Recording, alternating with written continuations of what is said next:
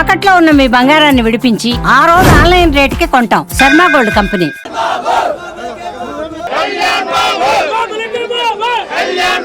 Pan India లెవెల్లో పవన్ కళ్యాణ్ గారి cinema release కాబోతుంది. పవన్ కళ్యాణ్ గారు కూడా శ్రద్ధ పెట్టి సినిమాకి ఫస్ట్ టైం ప్రమోషన్ చేస్తున్నారు. దీని గురించి ఏం చెప్తారు? ప్రమోషన్ ఏం కాదు, అది ప్రమోషన్ అనుకోవద్దు మీరు ఎప్పుడు కూడా. పవన్ కళ్యాణ్ గారి సినిమాలకి ఎప్పుడు ప్రమోషన్ అవసరం లేదు, దానికి పబ్లిసిటీ అవసరం లేదు. అలాంటి అరుదైనటువంటి ఒక సినిమా హీరో పవన్ కళ్యాణ్ గారు. సో ఇవాళ ఆయన రాజకీయ నాయకుడికి ఎదిగిన తర్వాత యావత్ దేశవ్యాప్తంగా కూడా ఒక క్రేజ్ ఉన్నటువంటి రాజకీయ నాయకుడు ప్లస్ సినిమా హీరో. ఖచ్చితంగా జనంకి అది స్టోరీ ఏంటి ఎట్లా ఉంటుంది అనేది కాదు, పవన్ కళ్యాణ్ గారిని స్క్రీన్ మీద చూడటమే ఒక కలలాగా ఒక ఆశలాగా ఉంటుంది. కాబట్టి ఖచ్చితంగా ఆశించినట్టుగా అది ఒక చరిత్రకు సంబంధించింది కాబట్టి ఖచ్చితంగా జనం ఆదరిస్తారు, ఆదరించి తీరాలి. ఎందుకంటే ఆయన ప్రజల కోసం ఉన్నటువంటి మనిషి, ఆయన కోసం ఆయన కాదు, ఆయన ప్రజల కోసం ఉన్నటువంటి. నేను కూడా ఆ సినిమా ప్రమోషన్ లో ఇది చూసాం. తనికెళ్ళ భరణి గారు చెప్తున్నారు, తనికెళ్ళ భరణి గారు ఐ థింక్ బ్రహ్మానందం గారు చెప్పినట్టున్నారు, ఏది పుట్టుక నెక్స్ట్ మరణం అనేది మీది, కానీ ఈ మధ్యలో అంతా కూడా దేశం కోసమే పవన్ కళ్యాణ్ గారు. అదే ఆయన అంటే. ముఖ్యంగా పవన్ కళ్యాణ్ గారు నెవర్ బిఫోర్ అవతార్ లో ఒక కొత్త హిస్టారికల్ డ్రామా అవతార్ లో కనబడుతున్నారు. ఆ అటైర్ లో ఆయన ఎలా ఉన్నారు? ఖచ్చితంగా ఇప్పుడు ఆ సినిమాకి తగ్గట్టుగా, ఆ కథకు తగ్గట్టుగా, ఆ క్యారెక్టర్ తగ్గట్టుగా క్యారెక్టరైజేషన్ కాబట్టి ఖచ్చితంగా జనానికి నచ్చుతారు. అంతే, ఎట్లా ఉన్నా నచ్చుతారు. అబ్బా ఆయన ఒక ట్రెండ్ సెటర్ అంతే. ఇంకా దాని గురించి పెద్ద మనం చెప్పుకోవాలి. ముఖ్యంగా ఈ మార్షల్ ఆర్ట్స్ కి సంబంధించి కత్తి యుద్ధాలు ఇట్లాంటివి కూడా గతంలో ఖుషి ఇలాంటి సినిమా టైంలో యూజ్ చేశారు. కానీ పీరియడిక్ సినిమా కాబట్టి, హిస్టారికల్ సినిమా కాబట్టి ఈ సినిమాలో పూర్తి స్థాయిగా ఉంటాయి అనుకుంటున్నారా? అవి ఖచ్చితంగా కథకు తగ్గట్టుగానే సన్నివేశాలు ఉంటాయి. ఆటోమేటిక్ గా అంతా కత్తి ఫైటింగ్ సంబంధించి, ఎందుకంటే వెనక రాజులంతా కత్తి ఫైటింగ్ కదా, అప్పుడు మార్షల్ ఆర్ట్స్ ఏమి లేవు కదా ఆ కత్తి ఫైటింగ్ లో, కాబట్టి ఆ రకంగానే ఖచ్చితంగా ఉంటుంది. Thank you sir. Before Avatar లో ఉన్నారు. ఇది ఇప్పుడు మనం ఇన్నాళ్ళు చూసింది ఒక ఎత్తు అవుతుంది. పొలిటికల్ లీడర్ లాగా ఇప్పుడు పొలిటికల్ గా వచ్చి డిప్యూటీ సీఎం అయిన తర్వాత ఇదే ఫస్ట్ మూవీ. ఈ మూవీ చరిత్రలో నిలబడే మూవీ అని మీ అందరూ ఆశిస్తున్నాం, నిలబడుతుంది కూడా పక్కాగా. జై జనసేన.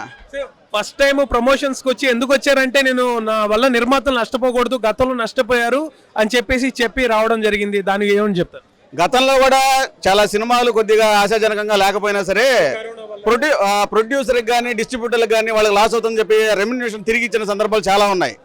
ఇప్పుడు కూడా సరే సినిమా బాగుంటుంది అయినా కూడా సరే ఇంతవరకు ప్రమోట్ చేయలేదు. ప్రమోట్ చేసి పాన్ ఇండియా లెవెల్లో వస్తుంది కాబట్టి ప్రమోట్ చేసి ప్రొడ్యూసర్ని అతను మంచి భవిష్యత్తు ఉండాలని చెప్పేసి, ప్రొడ్యూసర్ లాభాలు రావాలని చెప్పేసి ఈ ప్రయత్నం చేస్తున్నారని మా యొక్క అభిమానం. ముఖ్యంగా పవన్ కళ్యాణ్ గారిని ఆ గెటప్ లో చూసినప్పుడు మీకు ఏమనిపిస్తుంది? అంటే ఇంతవరకు ఈ గెటప్ చూడలేదు. మామూలుగా మార్షల్ ఆర్ట్స్ అని చెప్పి ఫస్ట్ కాంచి ఉన్నాయి, అందరికీ తెలిసిందే. కానీ ఈ గెటప్ చూసి చాలా కొత్తగా ఉంది, చాలా బాగుంటుందని ఇంకా ఆశిస్తున్నాం. అసెంబ్లీకి వెళ్ళారు అనుకుంటున్నారు, అసెంబ్లీకి వెళ్ళాడు, సహనంగా ఉంటున్నాడు, సనాతన ధర్మం అనుకుంటున్నాడు. అదే ఇంట్లో డాన్స్ చేస్తున్నాడు.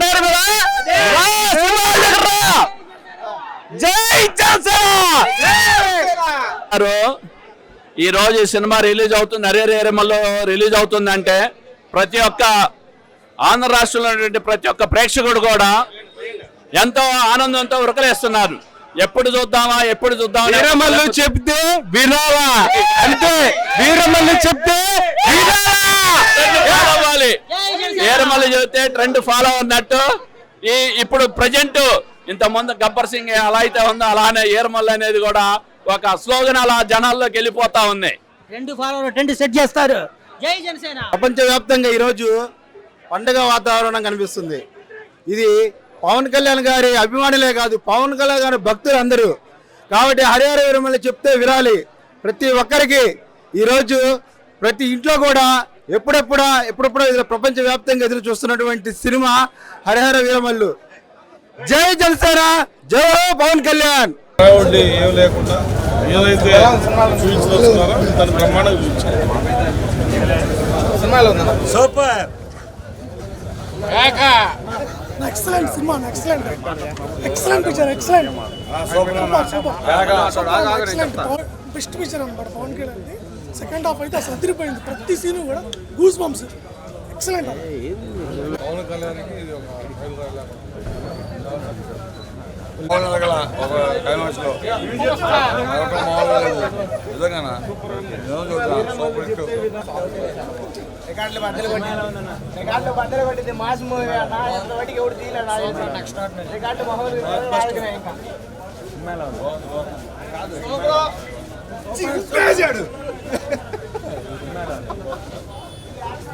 చరిత్ర మాదే, ఫాలో అవ్వం, ట్రెండ్ మమ్మల్ని ఫాలో అవ్వాల్సిందే. హరిహర దిగ్విజయంగా ఆడుతుంది, చరిత్ర సృష్టించాడు.